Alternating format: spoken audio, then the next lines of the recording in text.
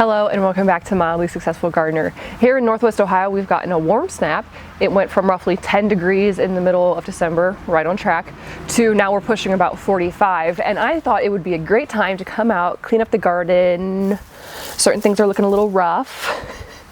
So we'll put this guy out in the compost after we pull out all the plastic. Oh wow, it's shedding. Okay.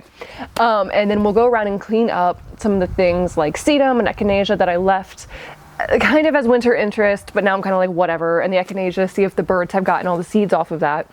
Just kind of go around and tidy stuff up and make it look just a little bit better. Oh, but first we have to get rid of all the trash that is in my garage. It's driving me crazy.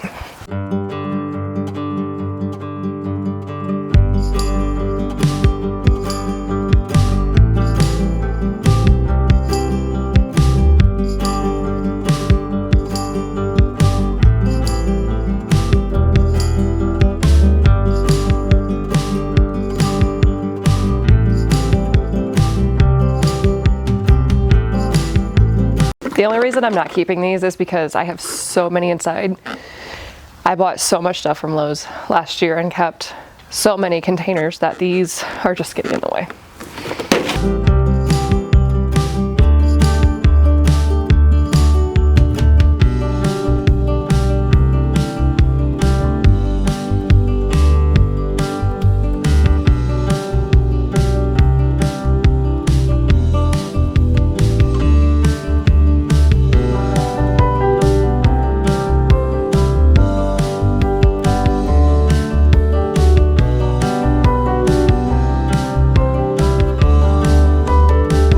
I feel like that should have been a boy job, but boy isn't here right now, so girl power. Okay, so I just pulled my wheelbarrow out of the poorly organized shed in the back. I am ashamed to show you because it's a mess. So I'm going to start off with pulling this out. I'm going to pull the plastic out that they put in here. And then I'm going to save as much soil as I can for next year because I don't want to have to buy more soil.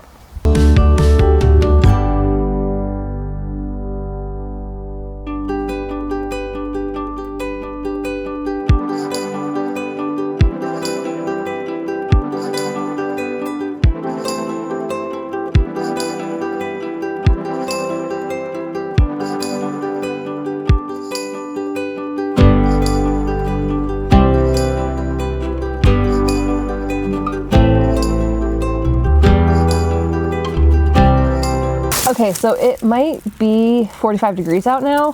Somebody forgot that it was just 10 degrees out. And so my soil saving idea might not work out. I'm gonna go get a hori knife. See, this is why I should just get a mum that is a garden mum that just stays in the ground and does its own thing without Liz having to intervene. What a crazy idea.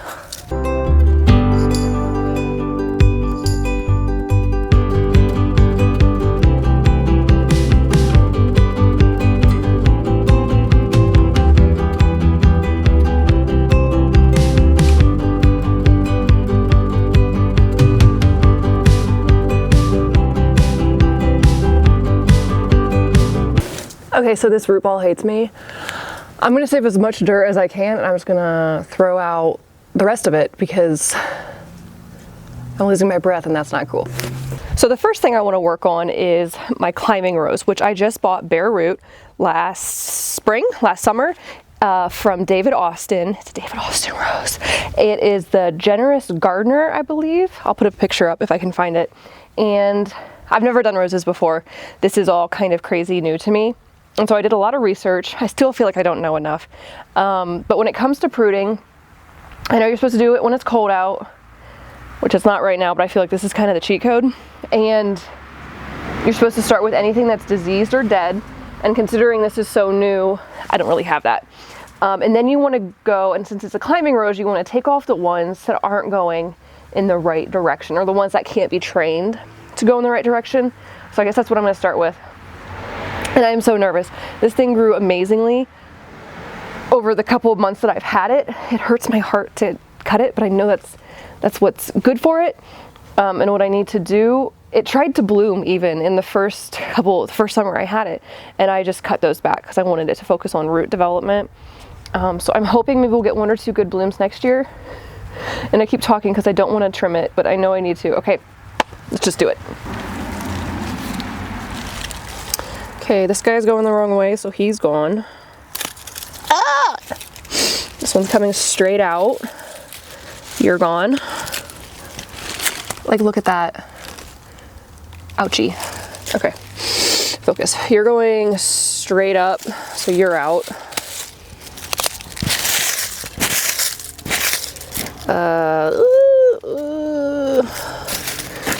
You're coming in the wrong direction, so you're out. You're trainable, I think. You're going the wrong way, but we can move you. Okay. Okay, so that wasn't as painful as I thought it was going to be. Not as many came off. This spot behind me is where most of my perennials live for right now. When we bought it, it was mostly boxwoods, and we started adding a couple things here and there. We have a hyacinth, knockout rose, we added coneflowers, rudbeckia, I've got some lavender in there, and a little bit of everything. I'm still trying to fill it in. I think this would be an amazing, tightly spaced, colorful area, and I hope to build it up more in the coming year. This right here is my knockout rose, but I do know that you want to cut back your roses a certain amount. Again, we're gonna go in and look for dead and dying things, like this one right here. I'm just gonna give it a test snip. Yeah, that's dead. So we're gonna take you out.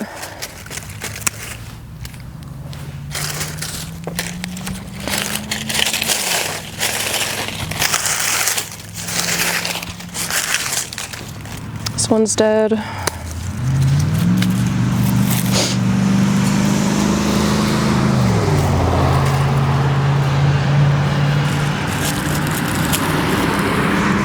This one's dead. Dead. Dead. Dead. Dead. Gosh, is any of this still alive?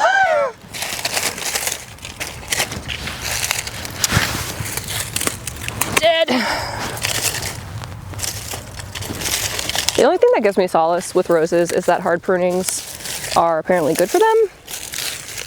Still feels wrong to do, but here we are. Okay. Now I'm gonna take it down to about here across the board.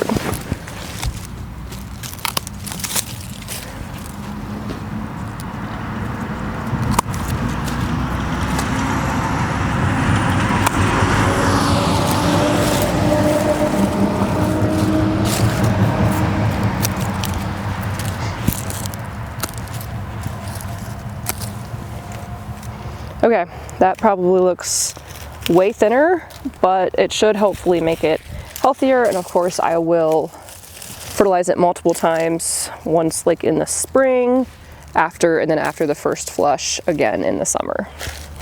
We are now in the backyard. I've got a couple of echinacea up here to cut back and some along the fence. That's mostly it. I might try to shape this rose just a smidgen. This is our wisteria tree right here. Not much to look at right now. She gets very full. She hasn't flowered yet, so we're hoping for big things in 2026, and we'll see if that happens. Let's get to it. This rose I'm a little less sure what to do about. It's much younger than the other ones. Let me just see if there's anything dead in here. Take it out like this right here.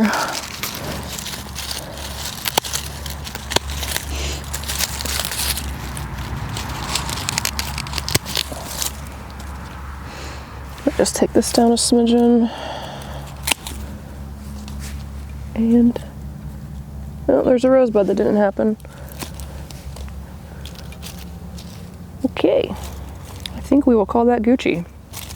While I'm out here, it only seems fair to fill up the bird feeder, which my cats love to watch. This is always a little bit of a to-do.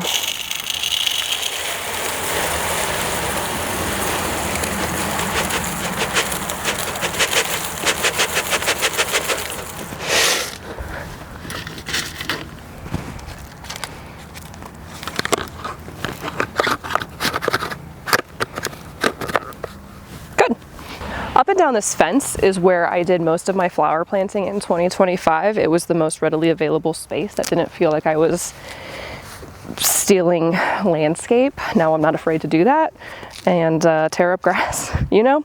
The reason I kept saying everything might not have had much sun is, even though I'm talking into the sun right now, there is a tree right here that I'm planning to have removed, but it fills out and I think it really shades the area. There's also a lot of trees and there's a house right here, which also could impact that. So I'm just kind of waiting to see what, if we get rid of this tree, will do. Also, I'm not getting rid of it because it causes shade. I'm getting rid of it because it drops limbs. Oh, hey, there's a big old piece that looks like it could fall at any minute.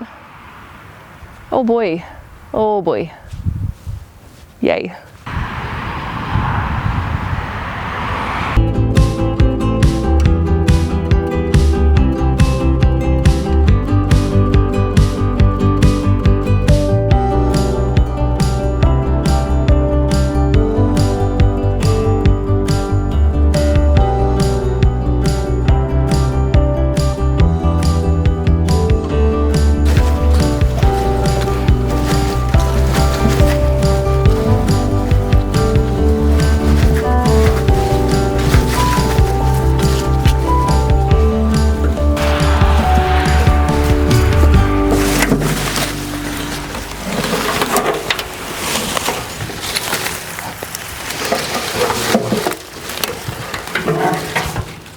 Well guys, welcome to my compost heap. This is what an acre of leaves looks like when you have like 15 mature trees on your property. I literally thought fall was never gonna end. The trees were mocking me with all the leaves they were dropping. So that was fun. But thanks for joining me for a quick garden cleanup in the middle of winter with 45-degree weather. I'm literally wearing a light sweatshirt. Till the next one.